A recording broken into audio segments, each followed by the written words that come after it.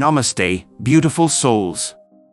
Welcome to the sacred journey of Kal Mantra, Embrace Divine Grace. Let the celestial vibrations uplift your spirit and guide you toward inner peace, abundance, and divine blessings. Open your heart, chant with devotion, and awaken the infinite grace within you. All right, today we're going to dive into one of the most beautiful stories out there, the one about Sri Krishna's flute.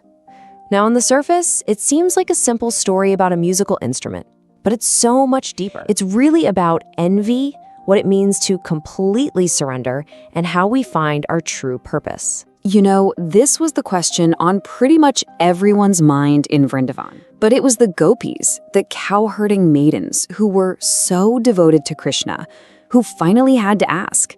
They felt this deep, almost spiritual envy.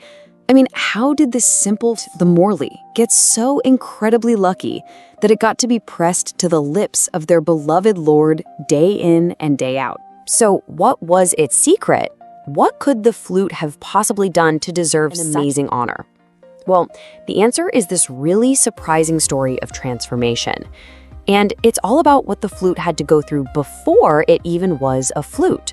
To really get the secret, we have to go all the way back to the beginning. So our story starts with some divine, magical instrument. Nope, it starts with a humble bamboo plant, just standing there tall and strong in the forest. And one day, Sri Krishna himself walks up to it. But he didn't come to praise it like that. He came with a request that was, well, it was pretty startling. Just imagine hearing those words from the one being you revere most in the universe. Not asking for your fruit or your shade, basically demanding your entire existence. I will need to cut you up. I mean, it's a shocking, and let's be honest, a destructive sounding thing to hear. So what would you do? Really? How would you respond? With fear? Anger? Maybe you try to negotiate a better deal. The bamboo's reaction is the absolute key to this whole story. And what it says next is just a masterclass in pure, unshakable trust. That was it. No hesitation, no questions, no bargaining, no, are you sure about this? Just immediate, total acceptance. This single complete surrender is really the heart of the entire story. The bamboo didn't try to hang on to what it was. It just offered itself up to the Lord's will, no matter how harsh it sounded. But here's the thing, saying yes is really only the beginning. That surrender had to be followed by a process, right? A transformation. And that transformation was, well, it was painful. The bamboo had to be completely unmade before it could be made into something new. And so, Sri Krishna started the work. First, he cut the bamboo down, completely separating it from its roots. Then, he took it and drilled a hole right through its heart, from one end all the way to the other, hollowing it out. And then, he drilled even more holes along its body.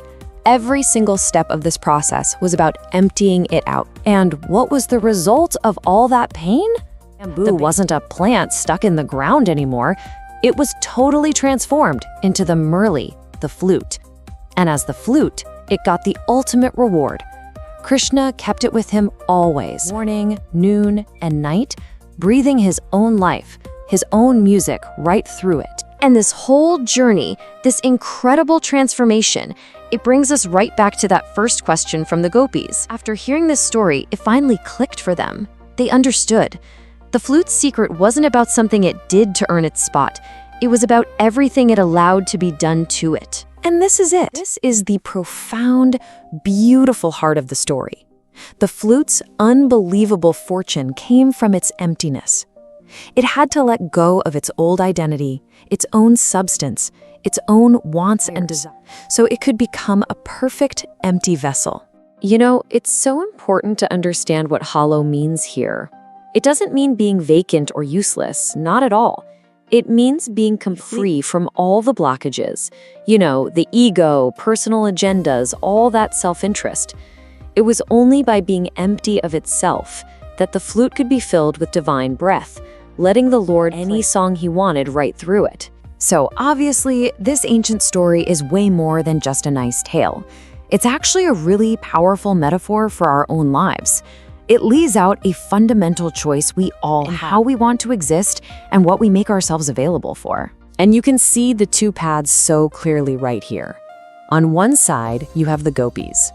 Now, they were incredibly devoted, but they were still coming from a place of self. Their envy, their longing was all about what they were lacking.